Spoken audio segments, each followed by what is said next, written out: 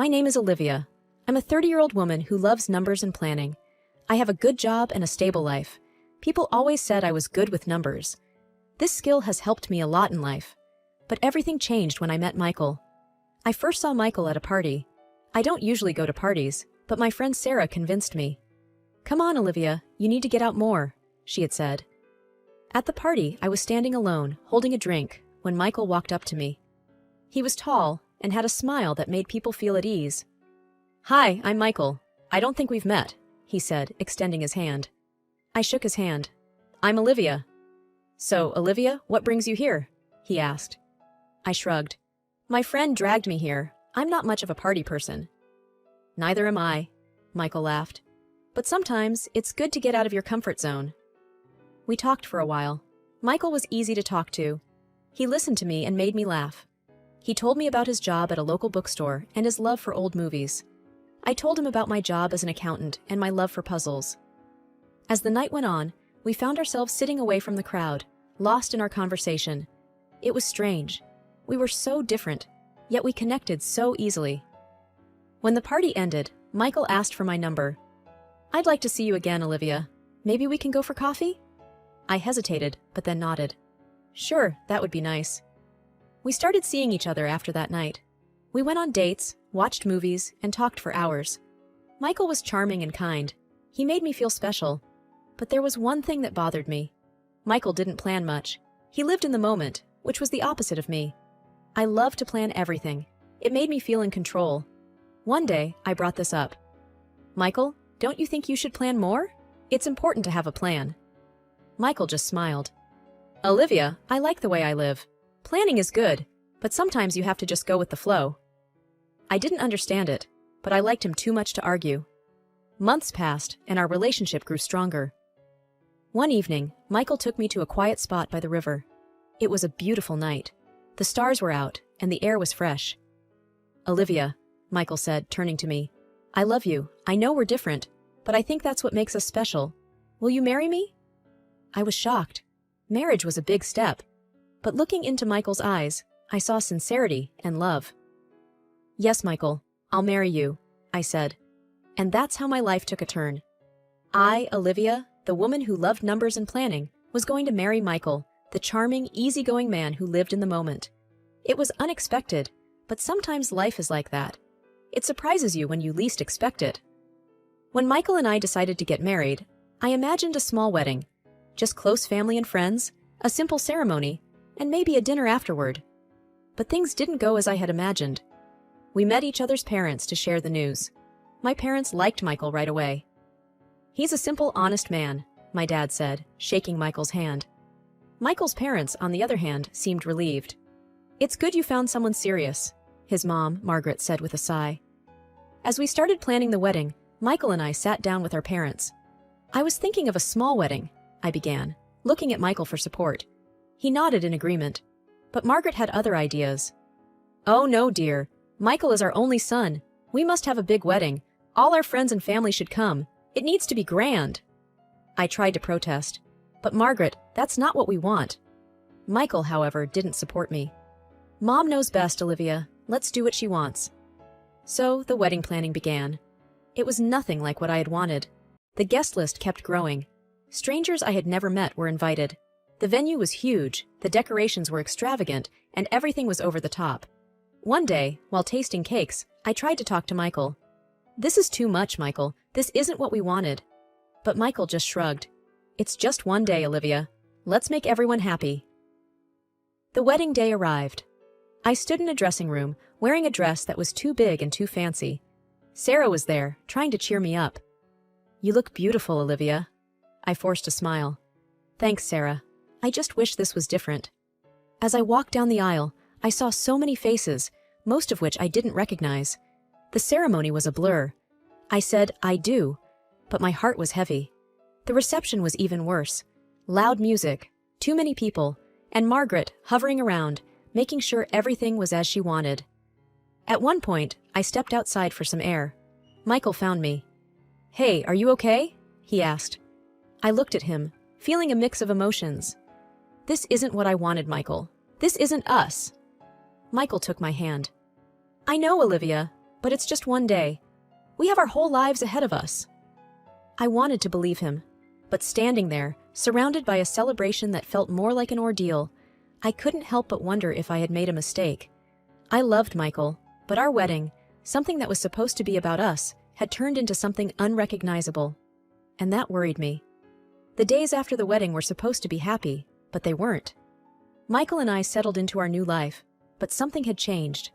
And then, Margaret came into the picture in a way I hadn't expected. It was a Tuesday morning. I was getting ready for work when the doorbell rang. I opened the door to find Margaret standing there with a suitcase. "Margaret, what a surprise. Is everything okay?" I asked, confused. "Oh dear, I thought Michael told you. I'm staying with you for a while. My house is being renovated," she said, pushing past me. I was stunned. Michael hadn't mentioned anything. I called him at work. "Michael, why didn't you tell me your mom was staying with us?" "Oh, I forgot. It's just for a few weeks, Olivia. It's not a big deal," he said casually. But it was a big deal. Margaret didn't just stay with us. She took over our lives. She had opinions on everything, what we ate, how we cleaned, and especially how we spent our money. One evening, I came home to find Margaret sitting at the kitchen table with our bills spread out in front of her. "What are you doing, Margaret?" I asked, trying to keep my voice calm. "I'm looking at your expenses. You're spending too much. As a family, we need to save," she said, not looking up. I was shocked. "Margaret, these are our personal finances. It's not your place." Margaret finally looked at me. "As your mother-in-law and an elder, it is my place. I'm just trying to help." I wanted to argue, but I knew it wouldn't help. I walked away, feeling frustrated and invaded. The situation got worse. Margaret criticized everything I did. One Saturday, I was making breakfast when she walked into the kitchen. "You're making pancakes? That's too many carbs. You should make something healthier," she said, frowning. I took a deep breath. "Margaret, I appreciate your concern, but I can make my own decisions about what I eat." She tutted. "I'm just saying, a wife should take care of her health." I felt my anger rising. But before I could say anything, Michael walked in. "What's going on?" he asked. "Your mother is telling me how to cook now," I said, my voice shaking with anger. Michael looked uncomfortable. "Mom, maybe you should let Olivia do her thing." Margaret rolled her eyes. "Fine, but don't blame me if things go wrong." That night, I tried to talk to Michael. "I can't live like this. Your mother is controlling everything." Michael sighed. "She's just trying to help Olivia. She's old and set in her ways." "But this is our home, Michael. We should make our own decisions," I argued. Michael didn't say anything. He just went to bed, leaving me alone with my thoughts. I had reached my limit with Margaret's constant meddling and criticism, especially regarding our finances. It was time to take a stand. One evening, as we all sat in the living room, I decided to bring up the subject. "Margaret, I've been thinking," I began, trying to keep my tone neutral. "How about we do an experiment? For 1 month, let's keep separate budgets for our expenses. Then we can compare and see who's more efficient with money." Margaret raised an eyebrow. "An experiment? Interesting. You think you can manage better than me?" I nodded. "Yes, I do." Michael looked uneasy. "Olivia, is this necessary?" "Yes, Michael, it is. I think it's a fair challenge," I said firmly. Margaret smiled, almost smugly. "All right, dear. Challenge accepted."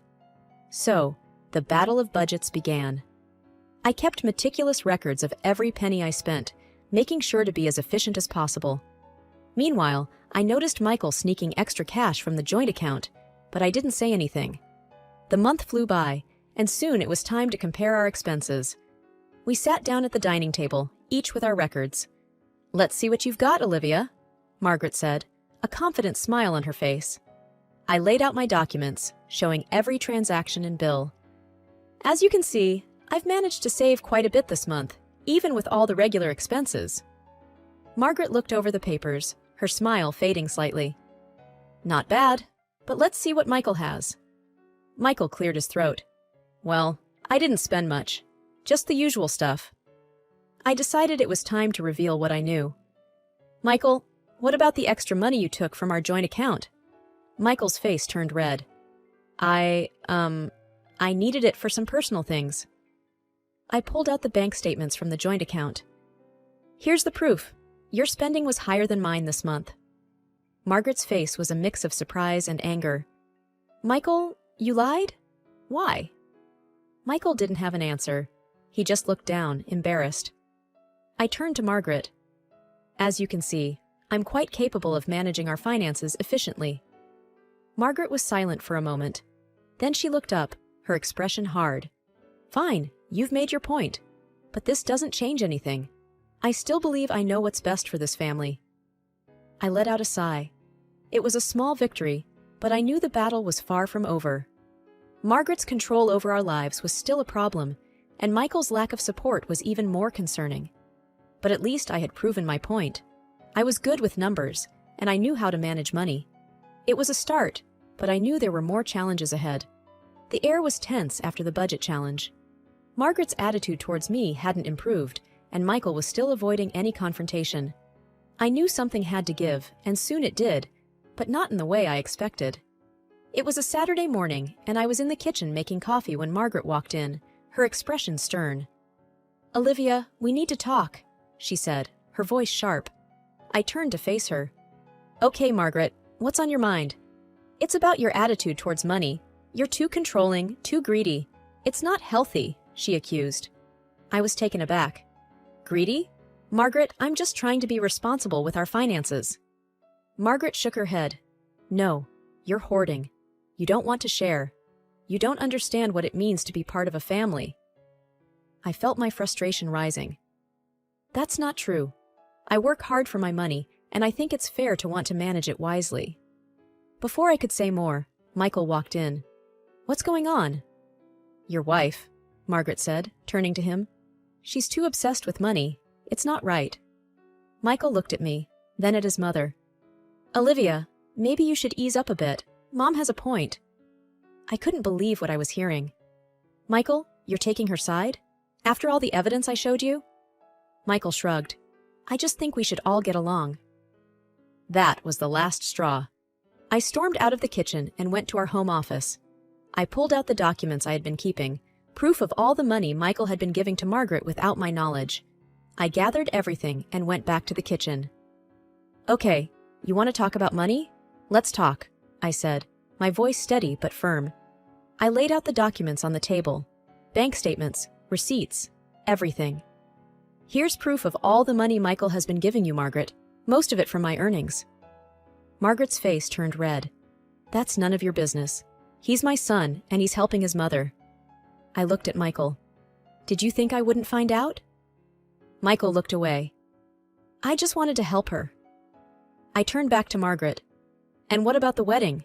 You wanted a grand affair. Who do you think paid for that? It was me, against my wishes. Margaret was silent, her mouth a tight line. I took a deep breath. I've had enough. This is not how a family should be. I work hard for my money, and I won't be accused of being greedy or controlling for wanting to manage it responsibly. Margaret looked at me, her eyes cold. So what are you going to do? I met her gaze.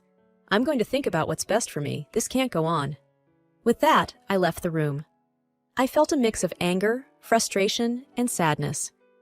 My marriage was crumbling, and the family I had hoped to be part of was nothing like I had imagined. It was time to make some tough decisions. But for the moment, I just needed some space to think and to breathe. The house felt colder. The walls seemed to echo my thoughts. I spent the next few days mostly in silence, contemplating my next steps. I knew a conversation with Michael was inevitable, and it came sooner than I expected. It was a quiet evening. Michael walked into the living room where I was sitting, a determined look on his face. We need to talk, Olivia, he said. I nodded. Yes, we do. He took a deep breath. I've been thinking, and I've made a decision. I waited, my heart pounding. I want things to go back to how they were. I want to spend my money how I like. I don't want to argue about it anymore, he said. I looked at him, trying to keep my emotions in check. Michael, it's not just about the money. It's about respect, trust, and partnership. We're supposed to be in this together. He shook his head. I can't live like this, constantly being questioned and judged. So, I'm giving you an ultimatum. Let me spend without restraint, or we get a divorce. His words hit me like a punch. I felt a mix of disbelief and clarity. You're giving me an ultimatum? Yes, he said firmly. I took a moment to gather my thoughts. Okay, Michael. If that's how you see our marriage, then I agree to the divorce. He seemed taken aback. You agree? Just like that? I stood up, feeling a sense of resolve. Yes, just like that. I won't be part of a marriage where my partner doesn't respect me or our future together. I deserve better. For the first time, I saw a flicker of doubt in his eyes. Olivia, are you sure? I nodded. Yes, I'm sure. I want a partner who stands with me, not against me. And clearly, that's not you. Michael didn't say anything more. He just turned and left the room. I sat back down, feeling a strange mix of sadness and relief. The path ahead wouldn't be easy, but for the first time in a long while, I felt like I was taking control of my life. The ultimatum was meant to corner me, but instead, it had set me free. The house felt different after Michael left, quiet, empty, but it was a space I was ready to reclaim. I began by rearranging furniture, and redecorating. It was therapeutic, a way of wiping the slate clean. One evening, while sorting through old photographs, my phone rang. It was Sarah, a dear friend I hadn't seen in months. Olivia, how are you holding up? Sarah's voice was warm, laced with concern. I'm managing, Sarah. Just taking it one day at a time, I replied. I can't believe Michael did that. And his mom? I never trusted her, Sarah added. I let out a soft laugh. You and me both. But it's over now. I'm focusing on what's ahead.